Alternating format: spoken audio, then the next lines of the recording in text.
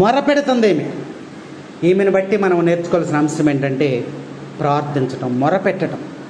దేవుని సన్నిధిలోనికి వచ్చి మొరపెట్టాలి. మనం కూడా ప్రార్థన చేస్తూ ఉంటాం, అప్పుడప్పుడు చేస్తూ ఉంటాం. ఎప్పుడు చేస్తాం ప్రార్థన? కష్టం వచ్చినప్పుడు, బాధ వచ్చినప్పుడు మనము పెందలకడనే రెడీ అయిపోయి దేవాలయానికి వచ్చి ప్రార్థన చేస్తూ ఉంటాం. అవసరం తీరగానే మనం ఏం చేస్తాం? వెళ్ళొచ్చులే, ఆఖరిలోపు వెళ్ళొచ్చులే అనేటువంటి ఆలోచన మనలో వస్తూ ఉంటుంది. కాబట్టి తన బిడ్డ కోసం ప్రార్థన చేస్తుందేమి. తన బిడ్డ కోసం బైబిల్ గ్రంథంలో ఏముంది? మొరపెట్టుచున్నది అన్నాడు. తన బిడ్డ కోసం మొరపెడుతుంది. తల్లిగా, తండ్రిగా నీ బిడ్డల కోసం నువ్వు మొరపెట్టే విధానాన్ని నేర్చుకోమని ఈ కననీయ స్త్రీ ద్వారా ప్రభు మనకి నేర్పిస్తూ ఉన్నాడు. బాధ కలిగినప్పుడు ఇర్మియా గ్రంథం 33వ అధ్యాయం 3వ వచనంలో చూస్తే మొరపెట్టడం ఏంటో దేవుడు అక్కడ మనకి స్పష్టంగా తెలియజేస్తూ ఉన్నాడు. ఇర్మియా గ్రంథము 33వ అధ్యాయము 3వ వచనం, నీవు నన్ను పిలిచివేని. చూసారా? నువ్వు నన్ను పిలిస్తే నేను నీకు జవాబిస్తా. చదువు.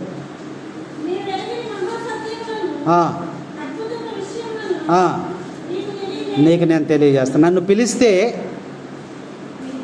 నీకు జవాబిస్తానయ్యా. నీకు తెలియనటువంటి విషయాలను నేను ఎన్నో నీకు తెలియజేస్తా దేవుడు అంటూ ఉన్నాడు.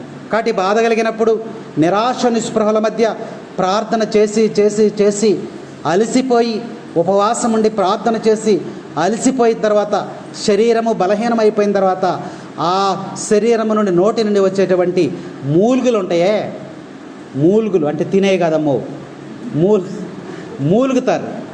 అంటే ఇక ఓపిక ఉండదు, మూలుగుతారు. మీకు ఉదాహరణ చెప్పాలంటే హన్నా చేసినటువంటి ప్రార్థన చేసి చేసి చేసి చేసి అలసిపోయి ఇక మాట రాక ఆమె మూలుగుతూ ఉంటుంది. ఆ మూలుగులు మఠంలో మూలుగులు కాదు, అట్లాంటి మూలుగుతున్నప్పుడు అది మొరపెట్టడం అంటే. మొర అంటే అది. అంత లోతుగా నువ్వు ప్రార్థన చేసినప్పుడు దాన్ని మొరపెట్టడం అంటాం. దావీదు గారు ప్రార్థన ఎలా చేసేసాడా? ఒకసారి ప్రార్థన చేస్తాడు ఆయన. కీర్తనకారుడు చూడండి, కీర్తనకారుడు 131 అంటాడు, నేను అగాధ స్థలము నుండి ప్రార్థన చేస్తున్నాను. అగాధ స్థలము నుండి నీకు నేను మొర పెడుతున్నాను అని అంటాడు. అగాధ స్థలం అంటే సముద్రం యొక్క లోతులలో. అంటే ఎంత కష్టంలో ఉన్నాడో చూడండి. అంత కష్టాల్లో నుంచి ఆయన అగాధ స్థలంలో నుండి నేను నిన్ను మొరపెట్టుచున్నానయ్యా. ఆ ప్రార్థన దేవుడు ఆలకించాడు. కీర్తనకారుడు 131, ప్రభు అగాధ స్థలములలో నుండి ఎక్కడి నుంచి చేస్తున్నాడంట ప్రార్థన ఆయన? ఆ ప్రార్థన దేవుడు ఆలకిస్తాడు. యోనా 2వ అధ్యాయము 2 నుంచి 5 వరకు చూస్తే యోనా ఎక్కడి నుండి మొరపెట్టాడు? ఆ చేప ఎక్కడుంది? సముద్రముల అడుగునుంది. సముద్రం అడుగులో చేప ఉంటే, చేప కడుపులో ఆయన ఉంటే అక్కడ మోకరించి ప్రార్థన చేస్తున్నాడు. ఏమన్నాడు? చేప కడుపులో నుండి ఆయన మొరపెడుతున్నాడు. రక్షించబడ్డా లేదా? రక్షించాడా లేదా దేవుడు? మరి అగాధ స్థలంలో నుండి దావీదు ప్రార్థన చేస్తే రక్షించాడా లేదా? హన్నా దేవాలయంలో మొరపెట్టి ప్రార్థన చేసేప్పుడు రక్షించాడా లేదా? హిజ్కియా గోడ వైపు తిరిగి ప్రార్థన చేస్తే రక్షించాడా లేదా? ఎన్ని సంవత్సరాలు పొడిగించాడమ్మా? 15 సంవత్సరాల ఆయుష్ను. చచ్చిపోతాడు అన్నాడు. ప్రవక్తను పంపించి, హిజ్కియా నువ్వు రేపు చచ్చిపోతావు, మొత్తం రెడీ చేసుకో, ఆస్తులు బోస్తులు ఏమంటే పనిచేసుకో, పిల్లలకి ఇచ్చేసుకో అని చెప్పాడు. వెంటనే దుఃఖం వచ్చేసింది ఆయనకి, వేదన వచ్చేసి మోకరించి ప్రార్థన చేసేస్తున్నాడు. గోడ వైపు తిరిగాడు, వెనక వైపు తిరిగి ప్రార్థన, కన్నీటి ప్రార్థన చేసి చేసి చేసి చేసి చేయగా స్వరం వినపడింది ఆయనకి, హిజ్కియా నీ ప్రార్థన నాకు చేరింది. Praise the Lord, praise the Lord. నీ ప్రార్థన నాకు చేరింది, నీకు తిరిగి 15 సంవత్సరాల ఆయుష్ నేను ఇస్తున్నాను. ఎన్ని సంవత్సరాలు ఇచ్చాడమ్మా? నువ్వు మొరపెట్టి ప్రార్థన చేసినప్పుడు నిన్ను దేవుడు రక్షిస్తాడు. ఆపద సమయంలో నువ్వేం చేస్తున్నావు? మొరపెట్టి ప్రార్థన చేయమని కననీయ స్త్రీ ఈరోజు మనకి జ్ఞాపకం చేస్తూ ఉంది. హాగరు తెలుసు కదా, తెలుసా? హాగర్ ఎవరు? అబ్రహాము యొక్క 2వ భార్య. హాగరు ఎడారిలోకి వెళ్ళిపోయింది. ఎందుకు వెళ్ళిపోయింది ఎడారిలోకి? చచ్చిపోదామనే ఎడారిలోకి వెళ్ళిపోయింది. అక్కడ మొరపెట్టి ప్రార్థన చేస్తే, హాగరు నీ ప్రార్థన నేను విన్నాను, నువ్వు పిచ్చి పిచ్చి ఆలోచనలు పెట్టుకోకుండా తిరిగి మరలా నీ యజమాని దగ్గరికి తిరిగి వెళ్ళని చెప్పాడు దేవుడు. చూసారా?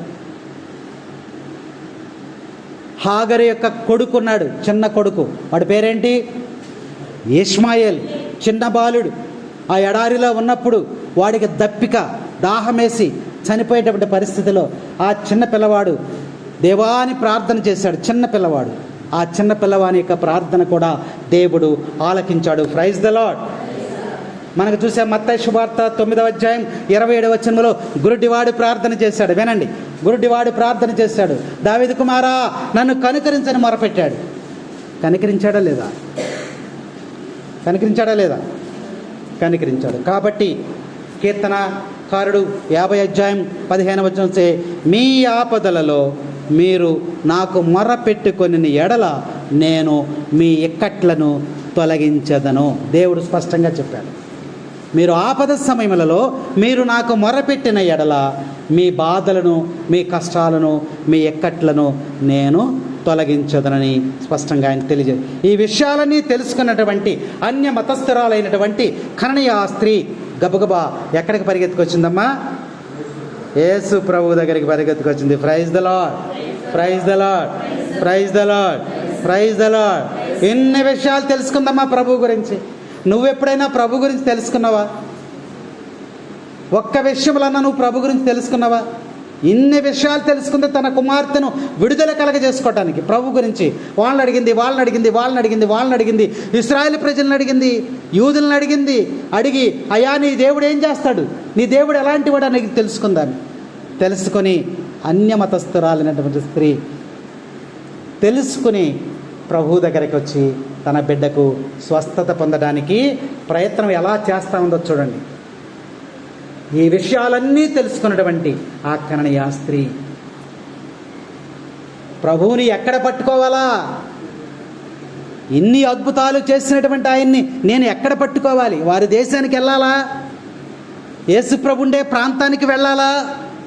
అక్కడికి వెళ్ళి వారిని తెలుసుకోవాలి, ఎట్లా పట్టుకోవాలనే ఆలోచనలో ఉంది. అది ప్రభువుకి తెలిసిపోయింది.